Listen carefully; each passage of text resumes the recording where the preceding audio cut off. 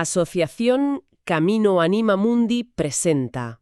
Bueno, hay una imagen, casi un cliché, diría yo, sobre lo que significa realmente tener una vida espiritual profunda.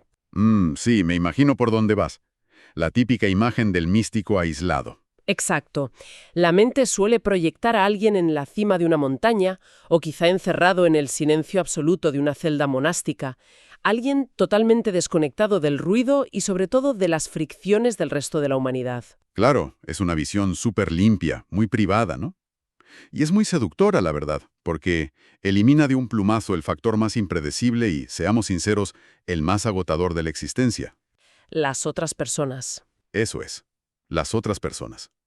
Sin embargo, la perspectiva cristiana plantea que esta imagen de aislamiento absoluto es, en el fondo, fundamentalmente incompleta. O sea que si la búsqueda espiritual se queda solo en una iluminación privada, o digamos en una intuición interna brillante, corre el riesgo inminente de evaporarse. Totalmente. Se evapora.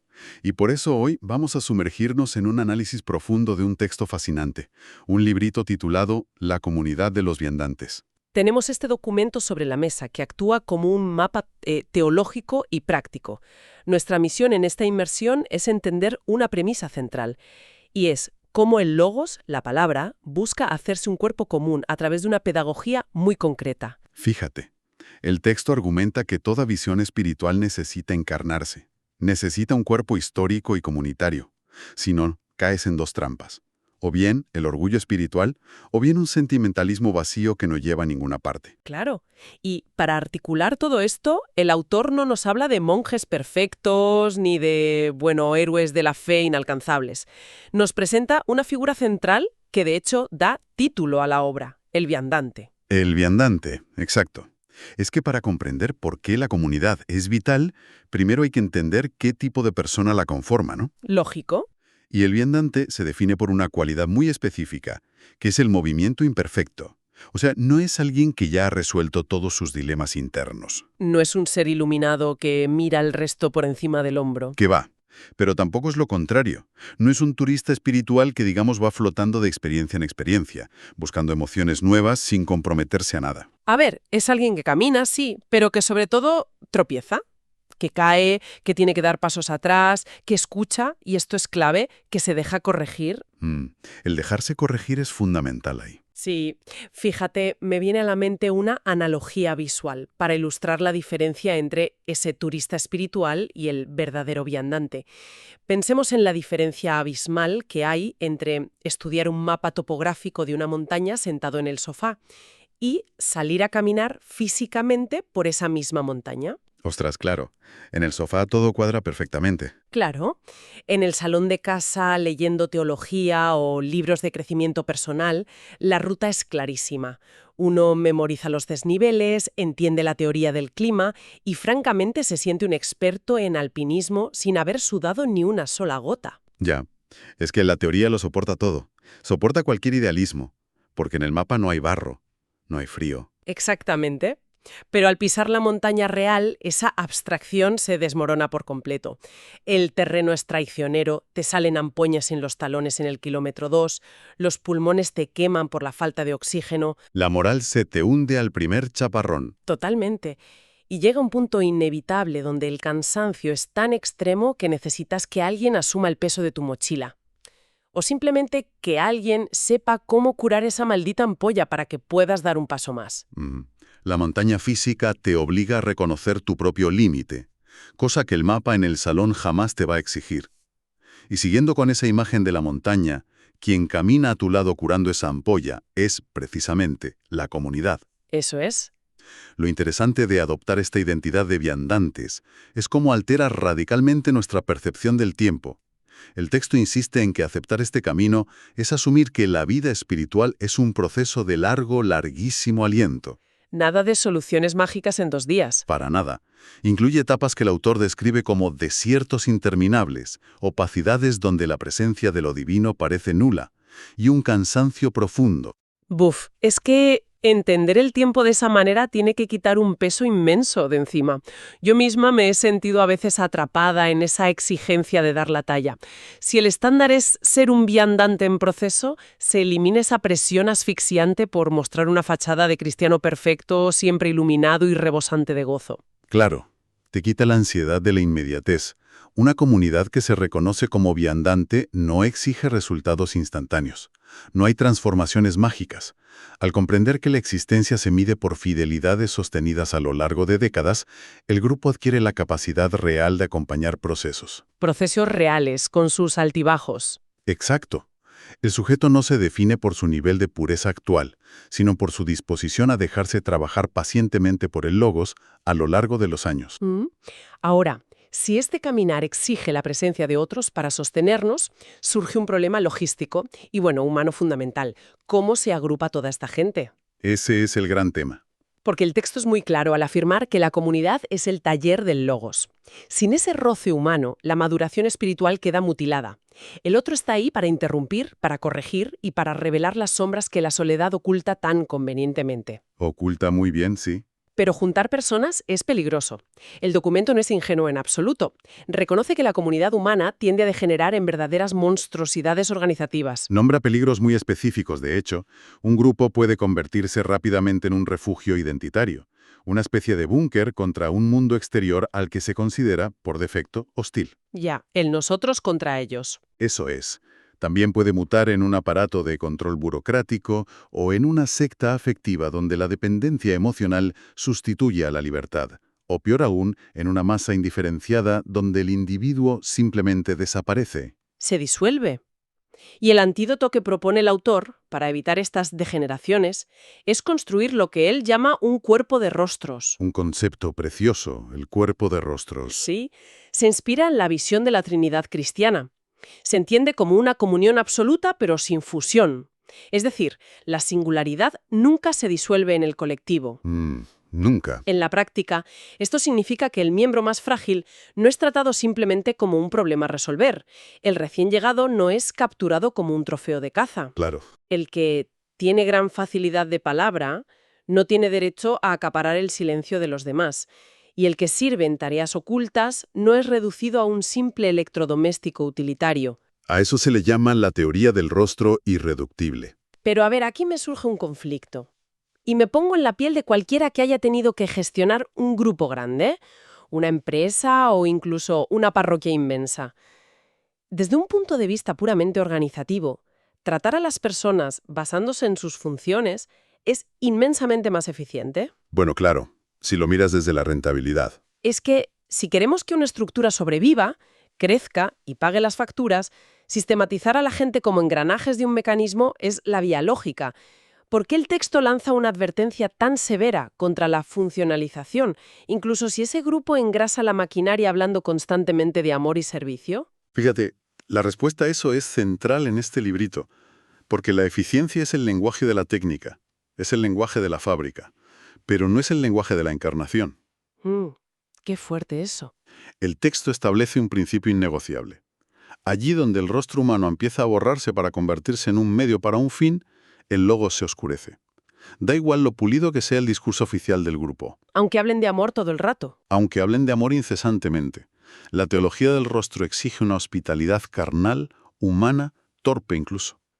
Si reducimos al prójimo a su función, ya sea el que limpia, el que canta, el que aporta dinero, hemos sustituido el cuerpo vivo por un mecanismo de relojería. Ya veo. La eficiencia resuelve problemas rápidos, sí, pero la redención requiere tiempo, requiere fricción y a menudo una ineficiencia escandalosa para poder atender el misterio de la persona que tenemos delante. Una ineficiencia escandalosa. Me encanta cómo suena eso. Y para evitar convertirse en esa fábrica eficiente pero espiritualmente muerta, el texto introduce la necesidad de una forma concreta de vivir juntos. Un ritmo, sí. Detalla lo que llama una pedagogía encarnada y un ritmo compartido. O sea, no se trata de dar clases de catecismo con una pizarra, sino de formar una mirada. Y aquí el texto utiliza ciertos términos que vale la pena desmenuzar un poco. Sí, son términos con mucha carga. Habla de identificar la resistencia del Palaiós y dar la bienvenida a los momentos kainópicos. A ver, estos conceptos pueden sonar muy abstractos, casi académicos a simple vista. Sí, pueden asustar un poco al principio, pero en realidad encierran realidades psicológicas y espirituales súper cotidianas. Cuando el texto habla del Palaiós, se refiere al hombre viejo de la tradición paulina. Ajá. Pero en términos prácticos, de andar por casa, es nuestra inercia defensiva. Es ese ego que busca protegerse, que calcula constantemente, que se ofende a la mínima, que quiere tener siempre la razón.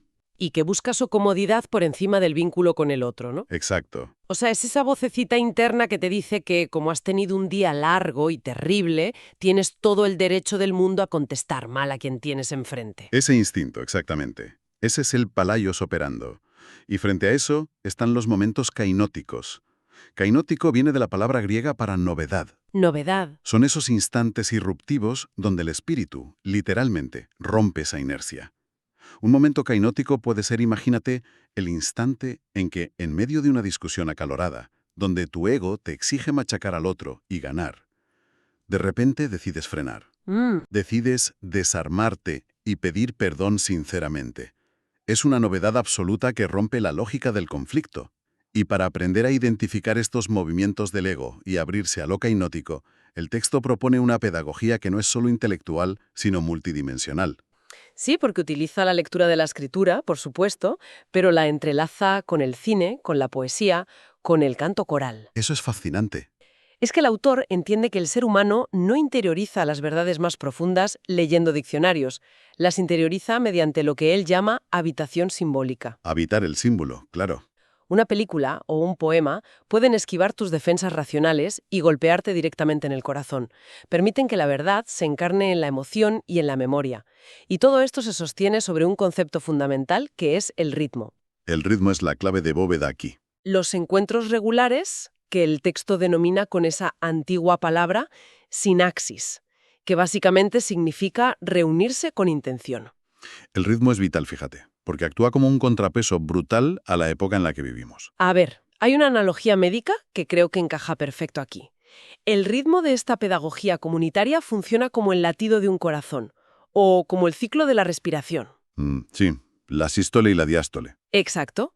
Es que la cultura actual es literalmente adicta a la taquicardia. Totalmente. Nos empuja a buscar el impacto continuo, la hiperventilación, la adrenalina pura del momento extraordinario. Queremos retiros espirituales que nos dejen llorando de la emoción o conferencias que nos cambien la vida entera en un solo fin de semana. Ya, el subidón constante. Pero es que un corazón humano no puede sobrevivir latiendo a 180 pulsaciones por minuto todos los días, colapsaría.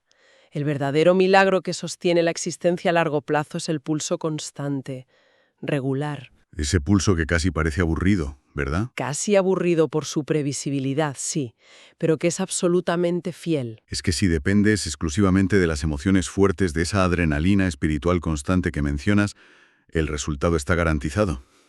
Y es el agotamiento crónico. ¿De qué más? De quemas por completo. El ritmo de reunirse, a leer, a cantar, a compartir la mesa, semana tras semana, sin fuegos artificiales. Eso genera una pedagogía del tiempo. No es que esta regularidad mecánica fuerce la mano de Dios o fabrique la gracia, no. Lo que hace es construir una casa estable. Prepara el terreno. Prepara una casa para hospedar esa gracia cuando llegue. Genera, como dice el texto, una disciplina respirable. Una disciplina respirable. Ahora bien, toda esta arquitectura pedagógica, los símbolos, la poesía, ese ritmo respirable suena hermosísimo en el papel. Sí, muy poético. Pero el documento da un giro hacia el realismo más crudo. Afirma que todo este andamiaje fracasaría estrepitosamente si no logra descender al lugar más difícil y hostil de todos. ¿Y cuál es ese lugar? Un martes cualquiera por la mañana, en medio de la cocina, lidiando con los desacuerdos diarios. Ah, la prueba del algodón. La verdadera escuela teológica efectivamente no es el aula académica, es la práctica cotidiana. Y hay un detalle en el texto que me resulta fascinante precisamente por lo mundano que es. Cuando enumera las prácticas fundamentales para la vida del viandante, pone al mismo nivel cosas como hacer una oración al inicio del día, realizar una lectura bíblica atenta. ¿Y renunciar a la ironía? Fíjate qué nivel de detalle, renunciar a la ironía. Renunciar al sarcasmo en la convivencia diaria. Esto revela algo profundísimo sobre dónde se libra realmente la batalla espiritual. Pues detengámonos en la ironía un segundo.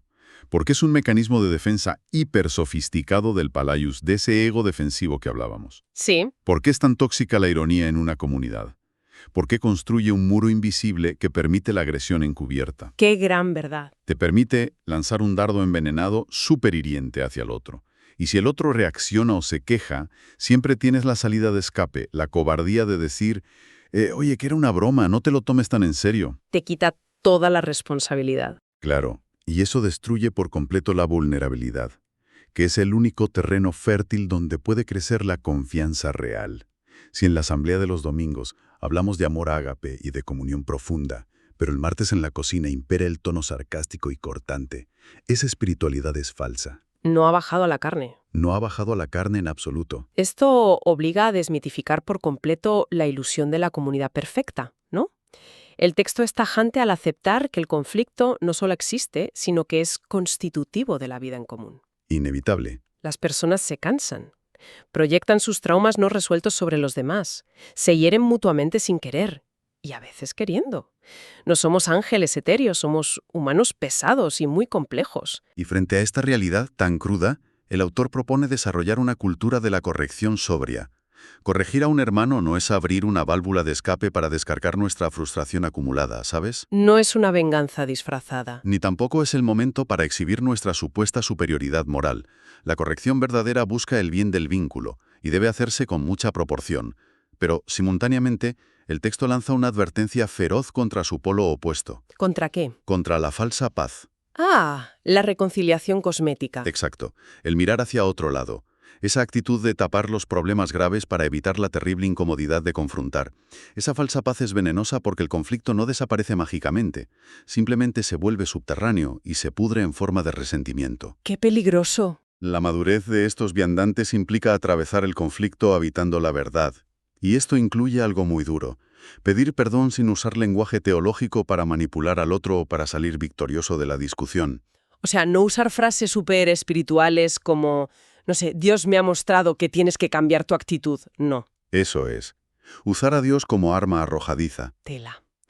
Para sostener este nivel de exigencia relacional, para gestionar estos conflictos y mantener ese ritmo vital, es innegable que se necesitan figuras de autoridad Sí, y espacios físicos concretos. sin duda. Pero la manera en que se ejerce esa autoridad determina la diferencia entre una comunidad genuinamente evangélica y una simple corporación. El texto aborda el liderazgo desde una visión puramente cristológica. O sea, la autoridad verdadera es la que sirve. Exacto. Su función principal es custodiar el centro para que otros puedan florecer. Ordena sin aplastar la singularidad de los rostros. Y tiene que huir como de la peste, del paternalismo infantilizante y de la necesidad narcisista de sentirse imprescindible. Una autoridad sana es, al final, la que sabe hacer sitio, la que crea espacio vacío. Crear vacío, sí. Si el líder o quien está al frente ocupa absolutamente todo el oxígeno visual y auditivo de la sala, el logos no tiene por dónde respirar. El espacio queda ahogado por el ego. Y fíjate, este cuidado por el espacio nos lleva a un elemento que el texto rescata con muchísima fuerza. ¿Cuál es? El papel de lo que llama la belleza sobria. Ah, sí.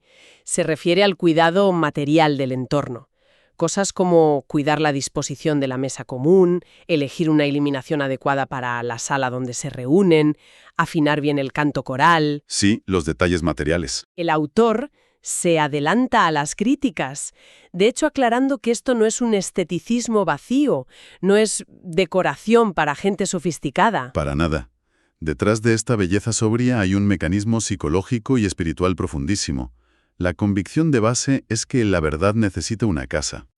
Piensa en cómo reacciona el cuerpo humano, físicamente, al entrar en un espacio iluminado con esa luz fluorescente fría de hospital. Donde hay un ruido de fondo constante y las sillas están tiradas por ahí. ¿Te pones en tensión? El sistema nervioso se tensa inmediatamente y el ego levanta las defensas. Por el contrario, cuando entras en un espacio donde la luz es cálida, donde la mesa ha sido puesta con cuidado y atención, se envía una señal silenciosa a los presentes. Una señal de que eres bienvenido y estás a salvo. Eso es. Esa belleza sobria apacigua el alma. Ayuda a que el Palaios, del que hablábamos antes, baje las armas, disponiendo a la persona para que pueda escuchar genuinamente al otro. ¡Qué maravilla! Y si tenemos este espacio cuidado, esta autoridad que sirve y esa cultura de corrección sin ironía, llegamos al movimiento natural hacia el exterior, la misión. La famosa misión. Y aquí usan un término muy particular. Hablan de irradiación y rechazan rotundamente la palabra propaganda. No quieren saber nada de marketing espiritual. Exacto. Pero a ver, yo leo esto y me cuesta ver cómo sobrevive en el mundo real. Vivimos bajo la dictadura absoluta de las métricas. Si una organización no crece exponencialmente, si no recluta activamente y amplía sus números, se considera un fracaso rotundo que pronto va a desaparecer. Es la lógica del mercado puro y duro. Claro, por eso esta idea de ofrecer una mesa compartida y simplemente esperar a que el calor irradie, renunciando por completo al proselitismo agresivo, parece casi una receta directa para la extinción. ¿Cómo se sostiene esta postura? Es una tensión muy genuina, la verdad, frente a nuestra lógica contemporánea. Pero el texto se mantiene firme. Argumenta que la supervivencia basada en el éxito numérico pertenece a la lógica de la empresa, no al reino de Dios. O sea, un cambio de paradigma total. Radical. Salir a reclutar masivamente desde la ansiedad produce un efecto secundario devastador. Y es que el recién llegado se convierte automáticamente en un trofeo. Un número más para el Excel. Un número más para validar el supuesto éxito espiritual de la comunidad. Y en el mismo instante en que ves al otro como un objetivo a capturar, has borrado su rostro. Has vuelto a la mentalidad de la fábrica eficiente, a la máquina. Totalmente. Por eso, la misión entendida como irradiación es un camino muchísimo más lento. Y desde luego, menos espectacular. Requiere mucha paciencia. Muchísima. Se trata de vivir el Evangelio y el vínculo fraterno con tal nivel de autenticidad que el mero calor de ese hogar compartido atraiga naturalmente a quienes están a la intemperie, a quienes padecen el frío del aislamiento moderno. Los atrae por contraste, ¿no? Sí, invita a sentarse a la mesa, ofrece un espacio seguro para que la persona pueda leer su propia vida a la luz del logos, pero en ningún momento intenta capturarla ni retenerla contra su libertad. Es ofrecer un lugar habitable, no tender una trampa. Exactamente. Todo lo que hemos recorrido hoy, en esta inmersión, nos muestra que la comunidad de los viandantes no es una utopía inalcanzable llena de santos intachables. Ni de broma. Es, ante todo, un cuerpo pedagógico vivo. Un taller humano donde el logos sigue intentando hacerse audible entre personas reales. Personas que se equivocan, que se corrigen, que cuidan el canto colectivo y que batallan todos los días contra sus propios egos. En cosas tan mundanas como la cocina. En cosas tan elementales como el tono de voz que eliges al responder una pregunta a un martis cualquiera. Es que rescata la materialidad de la fe. Nos arranca de ese espiritualismo evasivo que busca a Dios en las nubes para recordarnos algo vital. Y es que la verdad requiere manos, requiere pies, rostros concretos y tiempo. Muchísimo tiempo para encarnarse de verdad. Totalmente. Y creo que todo esto deja un interrogante contundente flotando en el aire. Un pensamiento que requiere cierto silencio para ser procesado a fondo. A ver. Si observamos nuestras propias interacciones diarias, ¿qué transformaciones profundas e inevitablemente dolorosas tienen que ocurrir en nuestras estructuras internas para que la verdad que profesamos deje de ser un simple discurso abstracto de superioridad moral? ¿Qué tiene que pasar para que logre convertirse, por fin, en una mesa donde alguien pueda descansar, en una palabra justa que no busque herir al otro, o en un canto en común donde, finalmente, nadie camine solo? Qué maravilla de pregunta para cerrar. Si desean profundizar en estos textos, conocer más sobre este camino o continuar este diálogo, pueden comunicarse con la asociación a través del correo electrónico quiero@caminoanimamundi.org.